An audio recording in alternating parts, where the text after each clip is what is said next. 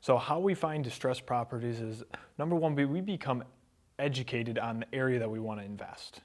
Okay, so what we do then is we search for actives, we search for sold comps, we get to know the areas that we're thinking about investing in. The next thing that we do is we go to our typical websites, we go to our MLS, we go to our auction websites, we tell our agents that we're looking for more flip properties. Basically, we get the word out there that we're looking to buy some, and we hit up the websites, foreclosure websites, Home Path, Home Steps, HUD Home Store. Any of these websites can all have a potential good deal inside of them. Now that you guys have seen all the websites that we check daily, I would advise you to do is go into your internet browser and save a favorites tab in a favorites folder. And then all we do literally twice a day is we open that up, and it opens up all the tabs right to our areas that we search. So it pulls up 10, 15 houses or 10, 15 websites, all pre-programmed to our county in our state that we really work in and are looking for deals.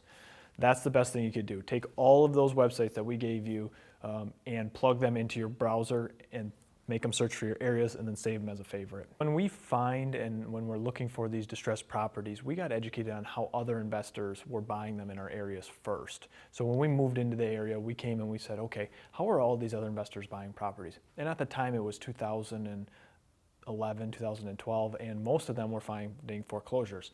So all we did is we became experts on buying foreclosures in our area. A big part of the way that we buy properties is we go to sheriff's sale and we buy them on technically the courthouse steps, if you guys have heard of this.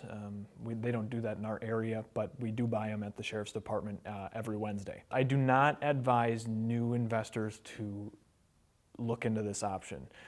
After you've flipped houses and you understand the process and you understand how properties are transferred in your area, then go into sheriff sales. Sheriff sales are very risky.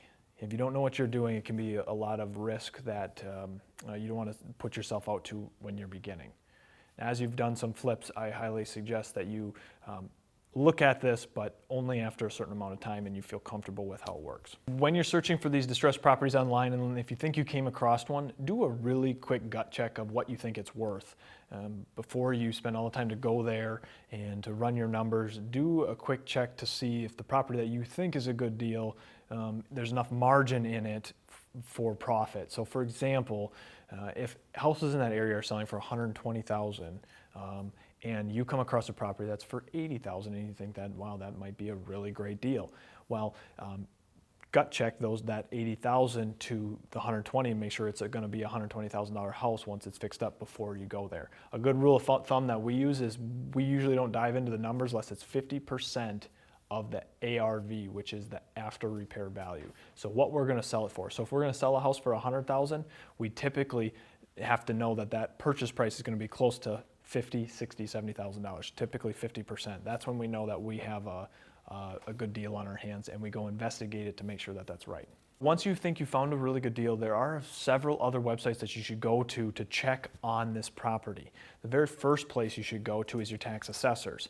Inside that tax assessor's website, you'll be able to find out what the taxable value is on it, and it'll give you a rough idea of what that property's worth. Now, that is not to say that's what it's going to sell for. That's just to say that that's the assessor's idea of what it is worth, but it gives you a rough idea. So if the assessor's value is $120,000 and you see that this property is listed for $60,000, or you think you can get it for $60,000, that's something that you might want to explore fast.